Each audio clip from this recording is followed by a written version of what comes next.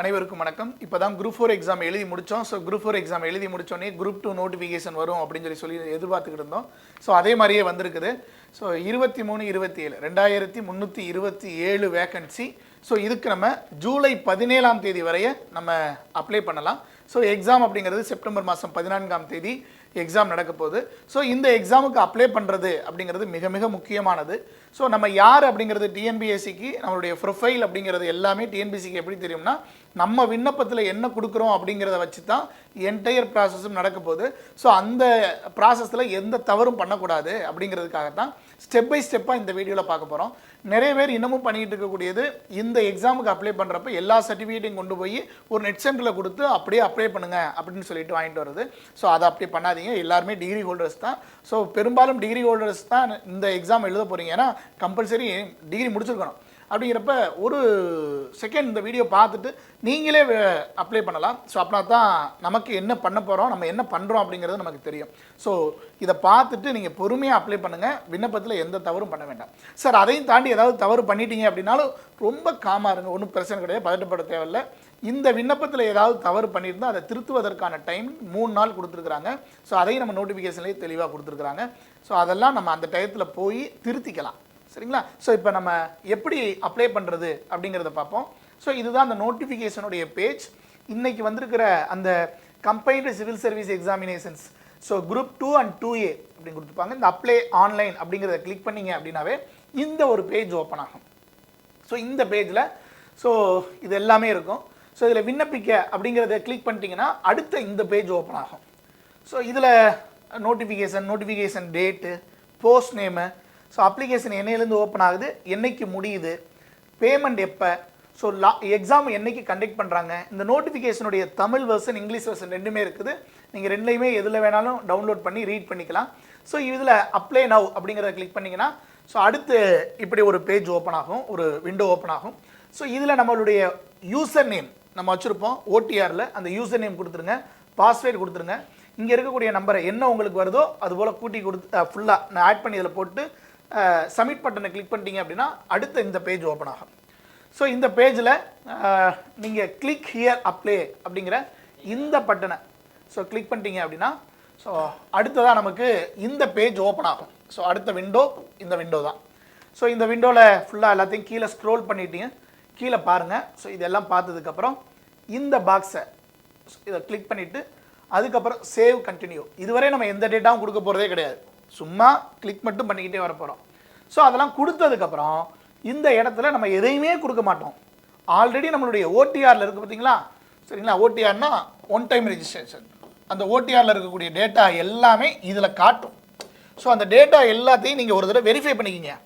So நம்ம கொடுத்தது எல்லாமே கரெக்டாக இருக்கா அப்படிங்கிறத பாருங்கள். சார் இதில் ஏதாவது சேஞ்சஸ் இருக்குது, நான் என்ன பண்ணட்டும்?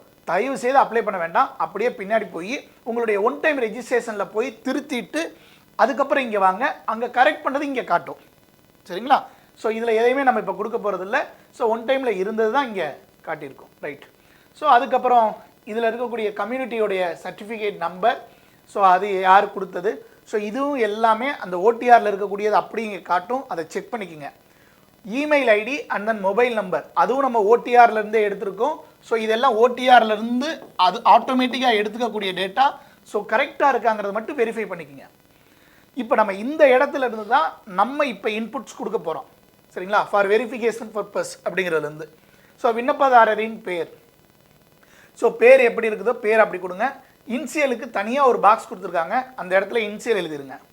பிறந்த தேதி, மந்த், இயர் அதுவாக நீங்கள் கிளிக் பண்ணிங்கன்னா எல்லாமே இருக்கும். அந்த மாதிரி ஸ்க்ரோல் பண்ணி உங்களுடைய date of birth as per the norms of சர்டிஃபிகேட்டில் என்ன இருக்கோ அந்த மாதிரி கொடுங்க. ஸோ அடுத்தது gender, male or female R transgender நீங்கள் அங்கே சூஸ் பண்ணிக்கலாம். ஸோ அதுக்கப்புறம் வகுப்பு BC, MBC, SC, STA, BC, Muslim என்ன இருக்குதோ அது இங்கே காட்டும், அதை நீங்கள் கிளிக் பண்ணிக்கலாம். ஸோ அதுக்கப்புறம் mobile number, so email ID, so இதெல்லாம் கொடுத்து முடிச்சதுக்கப்புறம் ஸோ அடுத்த விண்டோ ஓப்பன் ஆகுது. இந்த விண்டோவில் நம்மளுடைய கம்யூனிகேஷன் அட்ரஸை இங்கே கொடுத்துடலாம். ஸோ கம்யூனிகேஷன் அட்ரஸ் இங்கே கொடுத்துட்டு அதுக்கப்புறம் இதையும் கிளிக் பண்ணிடுங்க. அதுக்கப்புறம் சேவ் கண்டினியூ அப்படிங்கிறத கொடுங்க. ஸோ இதுக்கெல்லாம் முன்னாடி ஃபஸ்ட்டு எடுத்தோடனே நம்மளுடைய இமேஜ் ஃபோட்டோ அப்லோட் பண்ண சொல்லி கேட்கும், சைன் அப்லோட் பண்ண சொல்லி கேட்கும். எங்களுடைய டீம் அந்த ஸ்லைடு வைக்கல, அதான் ஃபஸ்ட்டு கேட்கும்.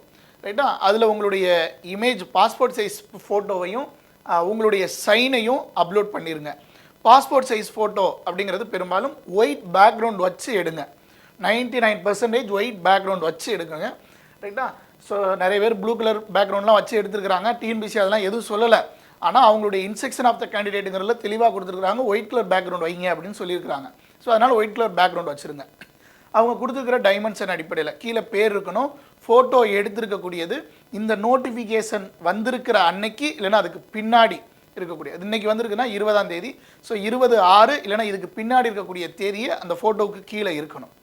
சைன் சைன் பண்ணி பிளாக் கலரில் சைன் பண்ணி அதை ஸ்கேன் பண்ணி அப்லோட் பண்ணிக்கலாம். ஸோ அதான் ஃபஸ்ட்டு ஸ்டெப். அதுக்கப்புறம் மற்றது எல்லாமே இங்கே வரக்கூடியது.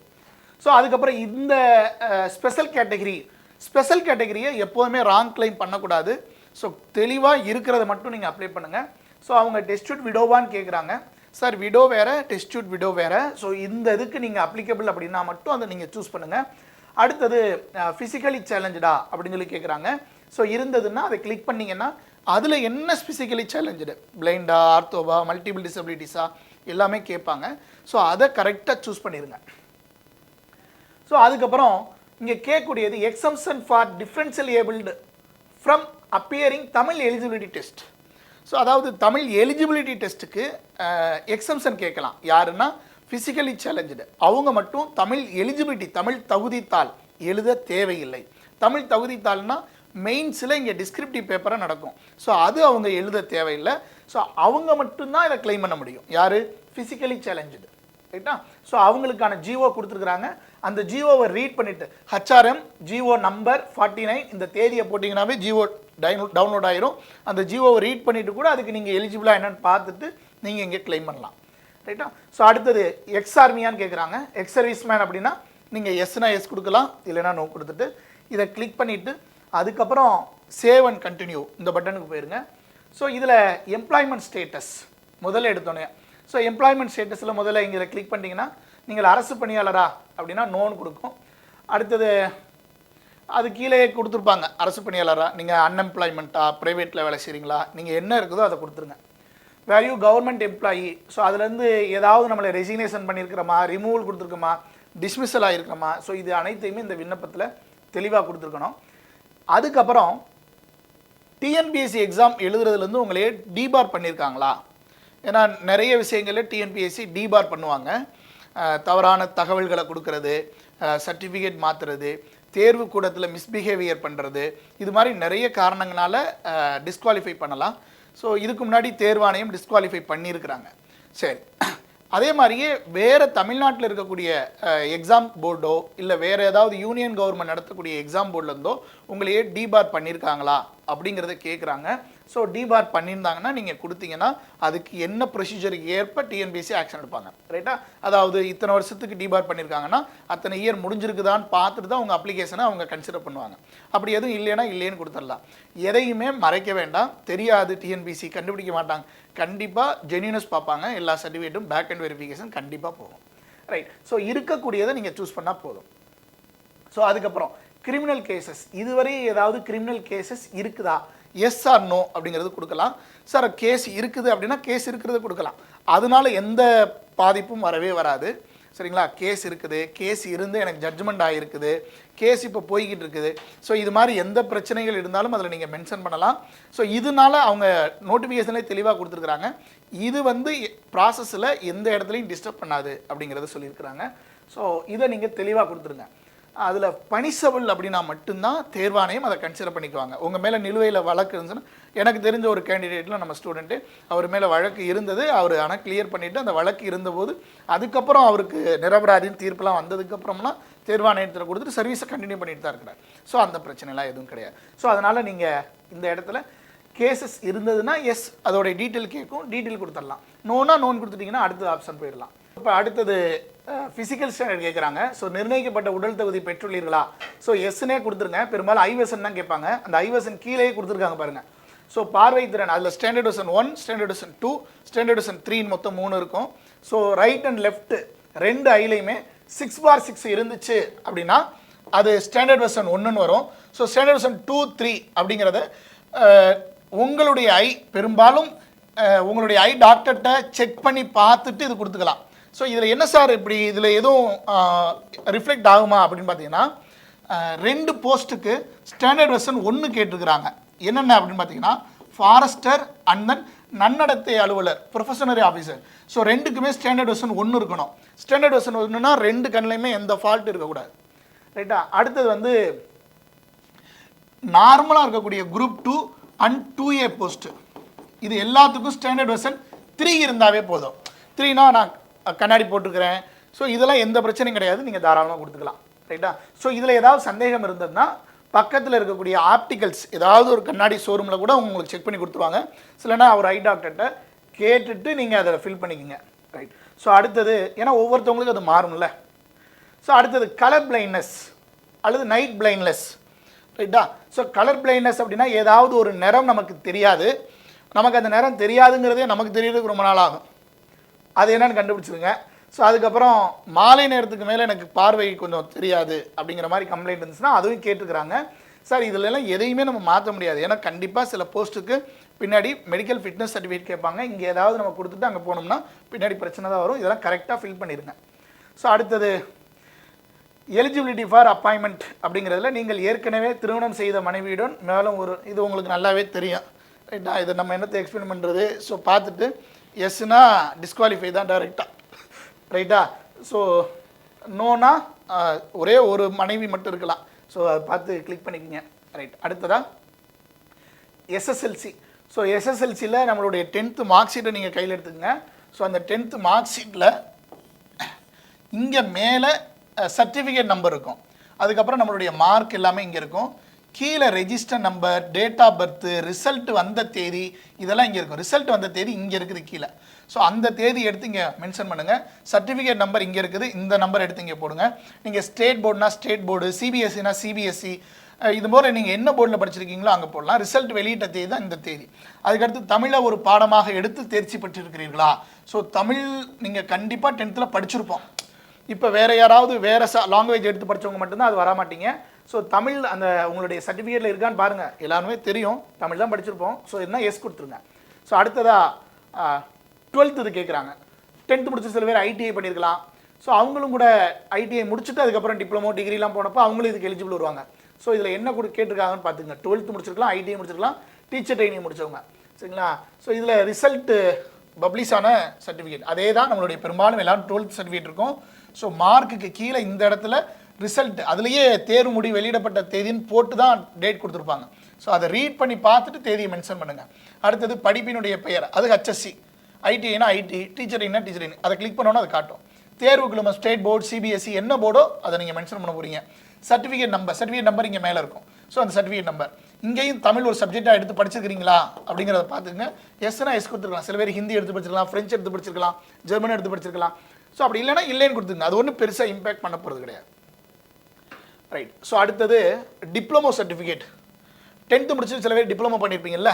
ஸோ அதில் உங்களுடைய டிப்ளமோ சர்டிஃபிகேட்டில் இருக்கக்கூடியதை டீட்டெயில்ஸ் எல்லாத்தையுமே இதில் ஃபில் பண்ணிங்க. அதே தான் ரிசல்ட் வெளியிடப்பட்ட தேதி, என்ன படிப்பு எவ்வளோ டூரேஷன்ஸ் இருந்தது, அது என்ன போர்டு, சர்டிஃபிகேட்டோட நம்பர், நீங்கள் அந்த டிப்ளமோ கோர்ஸை தமிழில் பண்ணீங்களா இல்லையா. அதுக்கப்புறம் ப்ரிஸ்கிரைப்டு டிப்ளமோனா இப்போ சில போஸ்ட்டுக்கு சில டிப்ளமோ முடிச்சிருக்கக்கூடியவங்களுக்கு ப்ரியாரிட்டின்னு கொடுத்துருக்காங்க. இப்போ சோசியல் ஒர்க் பண்ணியிருக்கலாம், அடுத்து கோஆப்ரேட்டிவ் பண்ணியிருக்கலாம். இந்த மாதிரி சில போஸ்ட்டுக்கு வந்து ப்ரிஃபரன்ஷியல் குவாலிஃபிகேஷன் கொடுத்துருக்காங்க. அந்த டிப்ளமோ படிச்சிங்கன்னா அதை இந்த இடத்துல ஃபில் பண்ணணும். அது நோட்டிஃபிகேஷன்லேயே தெளிவாக கொடுத்துருக்காங்க என்னென்ன அப்படிங்கிறத. அது எப்படி சார் தெரிஞ்சுக்கிறது அப்படின்னு சொல்லி பார்த்தீங்கன்னா, ஸோ ஒவ்வொரு போஸ்ட்டு நோட்டிஃபிகேஷனில் ஒவ்வொரு போஸ்ட்டையும் இந்த இடத்துல கொடுத்து அதுக்கு பக்கத்தில் குவாலிஃபிகேஷன் கொடுத்துருக்குறாங்க. ஸோ அதில் ரீட் பண்ணி பார்த்துக்குங்க. அதில் ஏதாவது நீங்கள் டிப்ளமோ படிச்சிங்கன்னா இதை ஃபில் பண்ணுங்கள். ஸோ லா முடித்தவங்க இந்த கீழே இருக்கக்கூடிய லா அப்படிங்கிற காலத்தை ஃபில் பண்ணணும். ஸோ அடுத்தது யூஜி டிகிரி 1. இப்போ நிறைய பேர் யூஜி டிகிரி 2 யூஜி டிகிரி பண்ணியிருக்கலாம், 3 யூஜி டிகிரி பண்ணியிருக்கலாம். ஸோ யூஜி டிகிரி 1னா நீங்கள் ஃபஸ்ட்டு என்ன யூஜி டிகிரி பண்ணீங்களோ அதை தான் அதில் கொடுக்கணும். ரைட்டா? ஸோ அடுத்தது 2வது யூஜி டிகிரி, 2வதாக என்ன பண்ணீங்களோ அதை இங்கே கொடுக்கணும். ஸோ அதில் எல்லாமே ரிசல்ட் வெளியான தேதி, என்ன படிப்பு, அது பிஏ எம்ஏ எல்லாமே கிளிக் பண்ணிங்கன்னா கீழே காட்டும், அதுலேருந்து செலக்ட் பண்ணிக்கலாம். அடுத்தது யூனிவர்சிட்டியோடைய பேர் என்ன, சர்டிஃபிகேட் என்ன, அதில் நீங்கள் ஃபஸ்ட் கிளாஸா, செகண்ட் கிளாஸா, தேர்ட் கிளாஸ் என்னென்னு அதில் கொடுத்துக்கணும். அதை நீங்கள் என்டையராக தமிழ் எடுத்து படிச்சிருக்கீங்களா இல்லையா. சரிங்களா? ஸோ அதை நீங்கள் செலக்ட் பண்ணணும். அடுத்தது யூஜி டிகிரி 2 நீங்கள் அதை கொடுத்துருந்தீங்கன்னா யூஜி டிகிரி 2 டிகிரி படிச்சிருக்கக்கூடியவங்க அதை ஃபில் பண்ணிக்கலாம். இப்போ நிறைய பேர் டிஸ்டன்ஸில் எல்லாம் படிச்சு வச்சிருப்போம், பிஎஸ்டிஎம்காக படிச்சு வச்சிருப்போம். ஸோ அதில் இங்கே கொடுத்துருக்கலாம். பெரும்பாலும் இன்ஜினியரிங் முடிச்சிருக்கலாம், வேறு ஏதாவது ஒன்று முடிச்சுட்டு பிஎஸ்டிஎம்காக இன்னொரு டிகிரி பண்ணிருப்போம். ஸோ ரெகுலரில் படித்ததை இங்கே யூஜி டிகிரி 1 கொடுத்துருங்க, பிஎஸ்சிஎம் படித்ததை யூஜி டிகிரி 2 கொடுத்துருங்க. இதில் மாற்றிலாம் கொடுக்கணும்னு அவசியம் கிடையாது, இப்படியே கொடுங்க. ரைட்டா? ஸோ அடுத்தது பிஜி டிகிரி. பிஜி பண்ணியிருந்தீங்கன்னா பிஜி டிகிரி. ஸோ பிஜி டிகிரிலையும் ரிசல்ட் வெளியான தேதி, என்ன படிப்பு, என்ன யூனிவர்சிட்டி, சர்டிஃபிகேட் நம்பர், அதை தமிழில் படிச்சிங்களா இல்லையா. பிஜியும் 2 பிஜி பண்ணவங்களா இருக்கிறாங்க. இப்போ வந்து எம்பிஏ தனியாக பண்ணியிருப்பாங்க, பிஇ எம்இ பண்ணிவிட்டு எம்பிஏ பண்ணியிருப்பாங்க. ஸோ இந்த மாதிரி இருக்கக்கூடியவங்களுக்காக 2 பிஜி கொடுத்துருக்காங்க. 2 பிஜியுமே நீங்கள் ஃபில் பண்ணலாம் படிச்சிருக்கிறீங்க அப்படின்னா. ரைட்டா? அதையும் எந்த பிஜியை ஃபஸ்ட்டு பண்ணீங்களோ அதை கொடுங்க. அதுக்கடுத்து பிஜியை அதுக்கடுத்து ஆர்டர் வைஸ் கொடுங்க. ரைட். ஸோ அடுத்தது இன்டகிரேட்டட் பிஜி. இப்போ பார்த்தீங்கன்னா யூஜி ப்ளஸ் பிஜின்னு படிக்கிறப்பே படிப்பாங்க. 6 வருஷ கோர்ஸு, 5 வருஷ கோர்ஸு அப்படிங்கிற மாதிரி படிச்சிருப்பாங்க. இப்போ பாரதிதாசன் யூனிவர்சிட்டிலாம் இன்டகிரேட்டட் பிஜி இருக்குது. ஸோ அப்படி அந்த மாதிரி படித்தவங்க இதை தான் ஃபில் பண்ணணும். அந்த யூஜி பிஜியை ஃபில் பண்ணக்கூடாது, இந்த காலத்தை தான் ஃபில் பண்ணணும். ஸோ இதுலையும் அதே தான். ரிசல்ட் பப்ளிகேஷன் டேட்டு, என்ன டிகிரி, எந்த யூனிவர்சிட்டி, சர்டிஃபிகேட் நம்பர், அதில் நீங்கள் என்ன கிளாஸ், தமிழில் படிச்சிருக்கீங்களா இல்லையா. அடுத்தது எம்ஃபில். இப்போ எம்ஃபில்லாம் இல்லை. ஸோ முன்னாடி எம்ஃபில் படிச்சிருப்போம். இப்போ படிச்சிருந்தீங்கன்னா அந்த எம்ஃபில்லோட சர்டிஃபிகேட் எல்லாத்தையுமே நீங்கள் கொடுத்துடலாம். ரைட். ஸோ அதுக்கப்புறம் பிஹெச்டி. ஸோ டாக்டரேட் முடிச்சிருப்போம், டாக்டரேட் முடிச்சவங்க இருக்கலாம். ஸோ அவங்க நீங்கள் என்ன பிஹெச்டி பண்ணீங்க, எங்கே பண்ணீங்க, அந்த டீட்டெயில்ஸ் எல்லாமே. ஸோ இங்கே கோஆப்ரேட்டிவ் ட்ரைனிங் குவாலிஃபிகேஷன், இது கோஆப்ரேட்டிவ் நேஷனல் கோஆப்ரேட்டிவ் கவுன்சிலோடைய ட்ரைனிங் இன்ஸ்டியூட் கீழே நீங்கள் படிச்சிருக்கணும். அதையும் நோட்டிஃபிகேஷனில் எங்கெங்கெல்லாம் படிச்சிருந்தா நீங்கள் எலிஜிபிள்ங்கிறத தெளிவாக நம்ம நோட்டிஃபிகேஷனில் கொடுத்துருக்குறாங்க. ஸோ அதை ரீட் பண்ணிவிட்டு இங்கே ஃபில் பண்ணுங்கள். ஸோ அதுக்கப்புறம் இதை கிளிக் பண்ணிவிட்டு இந்த சேவ் அண்ட் கண்டினியூ, எல்லா காலத்துலேயும் சேவ் அண்ட் கண்டினியூவை மறந்துடக்கூடாது. முடிச்சுட்டாங்க, போயிருங்க. ஸோ அதுக்கப்புறம் இங்கே கேட்குறது எல்லாமே type writing short hand. So type writing short hand நீங்கள் முடிச்சிருந்தா முடிச்சது கொடுங்க, முடிக்கலைன்னா முடிக்கல. ஸோ லோயர் அண்ட் அப்பர் ரெண்டையுமே நீங்கள் கொடுத்துருங்க. ரைட். ஸோ அது டைப் ரைட்டிங் அண்ட் ஸ்டெனோ ரெண்டுக்குமே பொருந்தும்.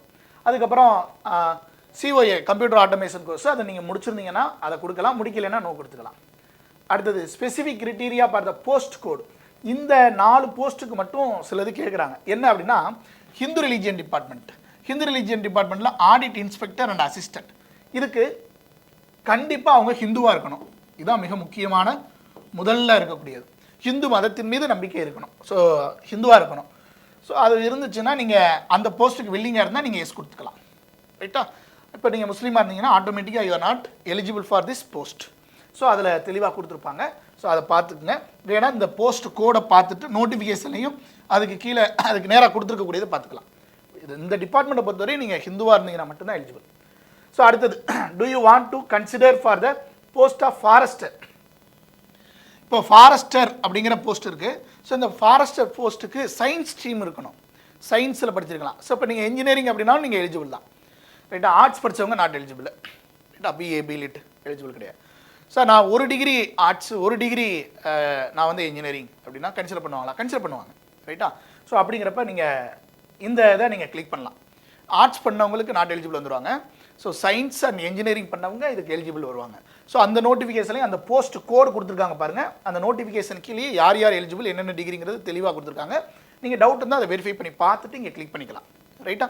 ஸோ இது ரெண்டையும் கொடுத்துருங்க. ஸோ அதுக்கப்புறம் இதுதான் ப்ரிஃபரன்ஷியல் குவாலிஃபிகேஷன். இதில் இருக்கிறது எல்லாமே ஒவ்வொரு போஸ்ட்லையும் ப்ரிஃபரன்ஷியல் குவாலிஃபிகேஷன். இது வந்து மேண்டட்ரி கிடையாது. இப்போ ஒருத்தவங்களை செலக்ட் பண்ண போகிறாங்க ஒரு போஸ்டிங் அப்படின்னா 2 பேர் ஒரே மார்க் எடுத்திருக்கீங்கன்னா அதுக்கப்புறம் குவாலிஃபிகேஷனில் இதில் இருக்கக்கூடியதை அந்தந்த போஸ்ட்டுக்கு ஒவ்வொரு போஸ்ட்டுக்கும் ஒவ்வொன்று இருக்கும். அதில் ஏதாவது ஒன்று படிச்சிருந்தாங்க அப்படின்னா அவங்களுக்கு ரேங்க் முன்னாடி வரும், மற்றவங்களுக்கு ரேங்க் அடுத்த ரேங்க் வரும். அவ்வளோதான். 2 பேருக்கு மார்க் ஒன்றா இருந்தால் மட்டும்தான் இது ப்ளே பண்ணும். மார்க் ஒன்றா இல்லை முன்னாடி வருது அப்படின்னா நீங்கள் ஆட்டோமேட்டிக்காக நீங்கள் முன்னாடி போயிடுவீங்க. இந்த ப்ரிஃபரன்ஷியல் குவாலிஃபிகேஷன் வச்சுருக்கவங்களே பின்னாடி தான் வருவாங்க. இப்போ நான் 110 எடுக்கிறோம் அப்படின்னா இந்த குவாலிஃபிகேஷன் எதுவுமே இல்லைனாலும் 109 எடுத்து இந்த ப்ரிஃபரன்ஷியல் குவாலிஃபிகேஷன் வச்சாலும் அவங்க நமக்கு பின்னாடி தான் வருவாங்க. ஸோ இவ்வளோ தான் ப்ரிஃபரன்ஷியல் குவாலிஃபிகேஷன். 2 பேரும் 109 மார்க் எடுத்துருக்குறோம். ஸோ அப்படின்னா ப்ரிஃபரன்ஷியல் குவாலிஃபிகேஷன் இருக்கிறவங்களுக்கு தான் ரேங்க்கில் முன்னாடி கொடுத்துட்டு ப்ரிஃபரன்ஷியல் இல்லாதவங்களுக்கு அதுக்கு அடுத்த ரேங்க் அலாட் பண்ணுவாங்க. ஸோ இப்போ உங்களுக்கு புரிஞ்சிருக்குன்னு நினைக்கிறேன்.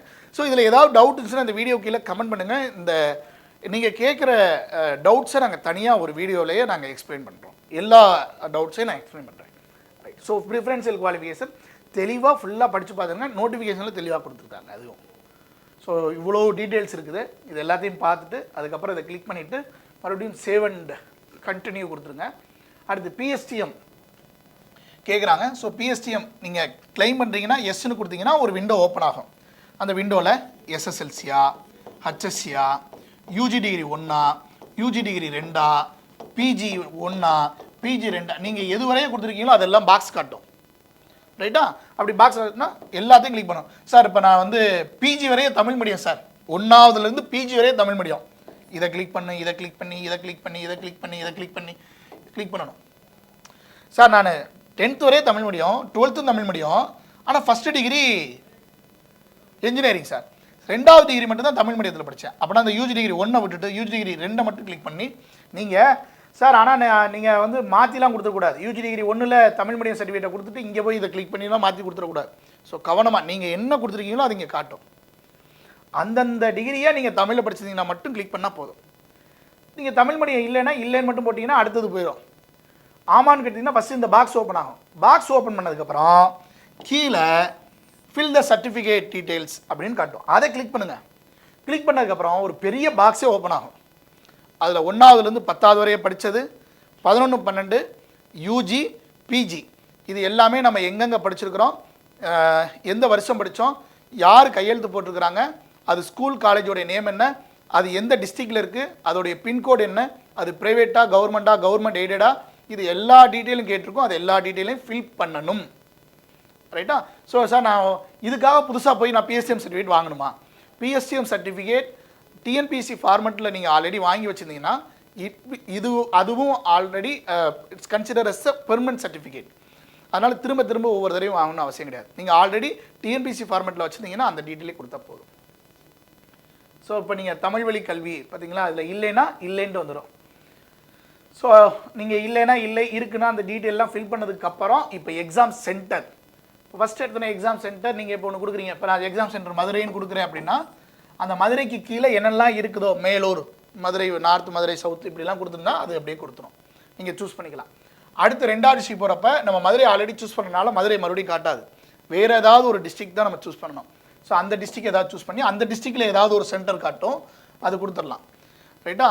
இப்போ கடலூர் சூஸ் பண்ணிங்கன்னா கடலூரை பொறுத்தவரையே பண்டுட்டி, கடலூர், சிதம்பரம் இப்படி 3 மட்டும்தான் இருக்கும். இதே போல் விழுப்புரம்னா திருக்கோவிலூர், விழுப்புரம், இந்த மாதிரி எந்த தாலுக்கா அந்த தாலுக்கா வரையும் நம்ம இங்கே சூஸ் பண்ணிக்கலாம்.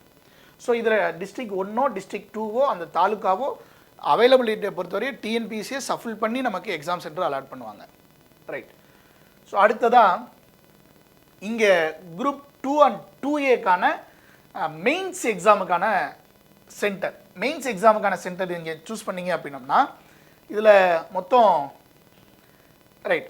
ஸோ மெயின்ஸ் இது வந்து மெயின்ஸ் என்ன 2க்கு வரும். இது 2ஏக்கு வந்து நிறைய டிஸ்ட்ரிக் இருக்குது. அந்த டிஸ்ட்ரிக்டில் ஏதாவது 2 டிஸ்ட்ரிக்டை சூஸ் பண்ணிக்கலாம். ஆனால் 2க்கான மெயின்ஸ் டிஸ்கிரிப்டிவ் இருக்குது பார்த்தீங்களா, அது வந்து மொத்தம் 3 இடத்துல தான் நடக்குது. சென்னை, மதுரை, கோவை, 3 இடம் தான். நீங்கள் கிளிக் பண்ணிங்கனாவே காட்டும். சரிங்களா? அந்த டிஸ்ட்ரிக்டில் ஏதாவது ஒன்றத்தை நம்ம சூஸ் பண்ணுற மாதிரி இருக்கும். சரிங்களா? அதாவது டிஸ்கிரிப்டிவ் டைப்பில் எழுதக்கூடியதுக்கு 3 எக்ஸாம் சென்டர். கம்ப்யூட்டர் பேஸ்டாக 2A மெயின்ஸ் நடத்துகிறோம்ல, அது நிறைய டிஸ்ட்ரிக் கொடுத்துருக்குறாங்க. அதே போல் ப்ரிலிம்ஸும் எல்லா டிஸ்ட்ரிக்ட்லையும் கொடுத்துருக்காங்க. அதில் டிஸ்ட்ரிக்டுக்குள்ளார சில ஜோனாக பிரித்து, இப்போ திண்டுக்கல்லாம் பார்த்தீங்கன்னா பழனி, திண்டுக்கல், கொடைக்கானல் 3 கொடுத்துருக்காங்க. ஸோ இது மாதிரி நீங்கள் எது வேணாலும் சூஸ் பண்ணிக்கலாம். ஸோ அதுலேருந்து அவங்க பார்த்து அலாட் பண்ணுறதான். ஸோ அதுக்கப்புறம் இங்கே ப்ரிலிமினரி எக்ஸாம். ஸோ ப்ரிலிம்ஸ் எக்ஸாமுக்கு நம்ம என்ன லாங்குவேஜ் சூஸ் பண்ண போகிறோம்? ப்ரிலிம்ஸில் என்ன சார் லாங்குவேஜ் சூஸ் பண்ண போகிறோம்? 2 இருக்குல்ல. ஏன்னா ஜென்ரல் இங்கிலீஷ் இருக்குது, அடுத்தது ஜென்ரல் தமிழ் இருக்குது. மற்றபடி ஜிஎஸ் பேப்பர் 2 பேர்த்துக்கும் காமன், ப்ளஸ் மென்டல் எபிலிட்டி 2 பேர்த்துக்குமே காமன். ஸோ அதை கொடுத்துருப்பாங்க. ஸோ அப்படி மேலே ஒரு ஆப்ஷன், கீழே ஒரு ஆப்ஷன் இருக்கும். நீங்கள் ஜென்ரல் இங்கிலீஷ் எடுத்தீங்கன்னா ஜென்ரல் இங்கிலீஷ், ஜென்ரல் தமிழ்னா தமிழ், அதை நீங்கள் இங்கே சூஸ் பண்ணிக்கலாம். அதுக்கப்புறம் இங்கே மெயின்ஸ் எக்ஸாம். ஸோ மெயின்ஸ் எக்ஸாமில் இந்த தமிழ் பேப்பர், எலிஜிபிலிட்டி பேப்பர் எல்லாத்துக்கும் காமன், அது ஆட்டோமேட்டிக்காக இருக்கும். அதுக்கப்புறம் டிஸ்கிரிப்டிவ் பேப்பர், குரூப் 2க்கான டிஸ்கிரிப்டிவ் பேப்பர், அதுவும் எல்லாத்துக்கும் காமன், அது அப்படியே இருக்கும். ஆனால் 2Aல மட்டும் மறுபடியும் இங்கே லாங்குவேஜ் இருக்குது. லாங்குவேஜ் இங்கிலீஷும் இருக்குது, தமிழும் இருக்குது. ரைட்டா? அதை நீங்கள் இங்கே சூஸ் பண்ணிக்கலாம். ரைட்டா? ஸோ இதை நீங்கள் சூஸ் பண்ணுறப்பே மேலே ஒரு விண்டோ ஓப்பன் ஆகும். அந்த விண்டோவில் என்ன சொல்லணும் அப்படின்னா, நீங்கள் ப்ரிலிம்ஸ்க்கு இங்கே சூஸ் பண்ணதும் மெயின்ஸுக்கு இங்கே சூஸ் பண்ண லாங்குவேஜும் கரெக்டாக ஆப்டாக சூஸ் பண்ணுங்கள், அதில் எந்த காரணத்தை கொண்டும் சேஞ்ச் பண்ண முடியாது அப்படிங்கிறத தெளிவாக கொடுத்துருக்குறாங்க. ஸோ அந்த இன்ஸ்ட்ரக்ஷனை ரீட் பண்ணிவிட்டு இங்கே ப்ரிலிம்ஸ் அண்ட் மெயின்ஸுக்கு லாங்குவேஜை பார்த்து சூஸ் பண்ணுங்கள். ரைட்டா? ஏன்னா சூஸ் பண்ண லாங்குவேஜை திரும்ப மாற்ற முடியாது அப்படிங்கிறத தெளிவாக சொல்லியிருக்கிறாங்க. அடுத்தது ஃபீஸ் ஸ்டேட்டஸ் அப்படிங்கிறது. ஃபீஸ் கன்செக்ஷனை நான் கிளைம் பண்ணியிருக்கிறேன் சார் இதுக்கு முன்னாடி, ஆனால் எத்தனை நம்பர்ஸ் தெரியலை அப்படின்னா போய்ட்டு ரிஸ்க் எடுக்க வேணாம். வெறும் 100 rupees மட்டும்தான். ஸோ அதனால் 100 rupees பே பண்ணிடுங்க. ரைட்டா? 100 rupees பே பண்ணிடுங்க. நீங்கள் ஃபார் எக்ஸாம்பிள் உங்களுடைய கம்யூனிட்டிக்கு 2 தடவை எக்ஸம்ஷன் இருக்குன்னா நீங்கள் 2 தடவைக்கு மேலே நீங்கள் கிளைம் பண்ணாலும் அது கிளைம் ஆயிரும். ஆனால் அங்கே போகிறப்ப சர்டிஃபிகேட் வெரிஃபிகேஷன் அப்போ கண்டுபிடிச்சு சொல்லுவாங்க, நீங்கள் இது 3வது தடவை கிளைம் பண்ணியிருக்கிறீங்க, நீங்கள் டிஸ்குவாலிஃபைடு அப்படின்னு சொல்லுவாங்க. வெறும் 100 ரூபாய்க்காக இவ்வளோ தூரம் பாடுபட்டு பாஸ் ஆகி அங்கே போய் சர்டிஃபிகேட்டில் மறுபடியும் தூக்கிட்டு வெளில வரணும். ரைட்டா? அது ரொம்ப ரொம்ப கொடுமை. அதனால் 100 ரூபாயை கட்டிடுங்க. கவுண்டிங் உங்களுக்கு தெரியும்னா கட்டிடுங்க, அதான் பிரச்சனையே இல்லை. ஸோ கீழே இங்கே கிளிக் பண்ணிவிட்டு மறுபடியும் சேவ் கொடுத்தீங்கன்னா அடுத்து நம்ம அப்ளை பண்ண எல்லா டீட்டெயில்ஸும் காட்டும். இதை தெளிவாக ஒவ்வொன்றா எல்லாத்தையும் ரீட் பண்ணி பாருங்கள். நீங்கள் கொடுத்தது எல்லா இன்புட்ஸும் கரெக்டாக இருக்கா அப்படிங்கிறத செக் பண்ணி பார்த்துருங்க. செக் பண்ணி பார்த்துட்டு இங்கே இருக்கிற ஒவ்வொரு பாக்ஸாக டிக் பண்ணிவிட்டு இங்கேயும் கன்ஃபார்ம் கொடுத்துட்டு I agree finally submit for online application அப்படின்னு கிளிக் பண்ணதுக்கப்புறம் தான் பேமெண்ட் அப்படிங்கிறது ஓப்பன் ஆகும். ஸோ பேமெண்ட் ஓப்பன் ஆனது பேமெண்ட் பண்ணிவிட்டு அதுக்கப்புறம் ஒரு க்ரீன் கலரில் யுவர் அப்ளிகேஷன் சப்மிட்டட் சக்ஸஸ்ஃபுல்லி அப்படின்னு காட்டும். ஒரு க்ரீன் கலர் பாக்ஸ் இப்படி வரும் லாஸ்ட்டாக, யுவர் அப்ளிகேஷன் சப்மிட்டட் சக்ஸஸ்ஃபுல்லி அப்படின்னு வரும். அது வரைய நீங்கள் எல்லாத்தையும் வெரிஃபை பண்ணணும். ரைட்டா? ஸோ வெரிஃபை பண்ணி வச்சுக்கோங்க. இதில் ஏதாவது தவறுகள் இருந்தது அப்படின்னா இது கரெக்ஷன் விண்டோ பீரியட்னு சொல்லிட்டு 17ஆம் தேதிக்கு அப்புறம், ஜூலை 17க்கு அப்புறம் ஒரு 3 நாள் கொடுத்துருக்குறாங்க. ஸோ அந்த நாட்களை நம்ம போய் திருத்திக்கலாம். ஸோ ரிலாக்ஸாக அப்ளை பண்ணுங்கள். இதில் ஏதாவது சந்தேகம் இருந்ததுன்னா இந்த வீடியோவுக்கு கீழே உங்களுடைய கமெண்ட்ஸ் கொஸ்டின்ஸை நீங்கள் ரைஸ் பண்ணலாம்.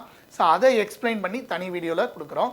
ஸோ இந்த அப்ளிகேஷன்ஸ் இன்னையிலேருந்து ஓப்பன் ஆகும் அப்படிங்கிறனால ஸோ உடனடியாக நிறைய பேர் அப்ளை பண்ணணும்னு ட்ரை பண்ணியிருப்பாங்க. தவறாக பண்ணிடக்கூடாது அப்படிங்கிறதுக்காக தான் உடனே குயிக்காக அந்த வீடியோ போட்டுக்கிறோம்.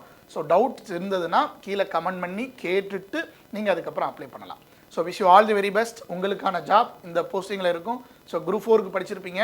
ஸோ குரூப் 2க்கும் படிங்க. ஸோ இதுக்கு முன்னாடி இருக்கக்கூடிய குரூப் 2 தான் 2 வருஷமாக ப்ராசஸ் ஆச்சு. இந்த வருஷம் சிபிடி கம்ப்யூட்டர் பேஸ்டு டெஸ்ட்டாலாம் நடத்துகிறாங்க. ஸோ அதனால் ரிசல்ட் அப்படிங்கிறத சீக்கிரமாக ரிலீஸ் பண்ணுவாங்க அப்படிங்கிறத ஒரு ஹோப்ஃபுல்லாக இந்த எக்ஸாமை நம்ம எழுதலாம். நம்மளுடைய பெஸ்ட்டை நம்ம கொடுப்போம் அப்படிங்கிறத மட்டும் நினைப்போம். ஸோ தெய்வத்தால் ஆகாது நின்று முயற்சி தன் மெய்வருத்த குழி தரும் அப்படிங்கிறதா. ஸோ ஜாதகத்திலலாம் போய் பார்த்துட்டு நம்ம கவர்மெண்ட் ஜாப்பே இல்லைன்னு கூட சொல்லியிருக்கலாம். ஆனால் நாம் உழைத்தால், நாம் படித்தால் கண்டிப்பாக எல்லோருக்கும் இந்த அரசு பணிக்கான கதவுகள் திறந்தே காத்திருக்கிறது என்பதை மட்டும் மறக்க வேண்டாம். முயற்சி செய்வோம், முயன்றவரை முயற்சி செய்வோம். அதான் முயற்சி என்பது. ஸோ வெற்றி பெற வாழ்த்துக்கள். மீண்டும் அடுத்த காணொளியில் சந்திப்போம். நன்றி, வணக்கம்.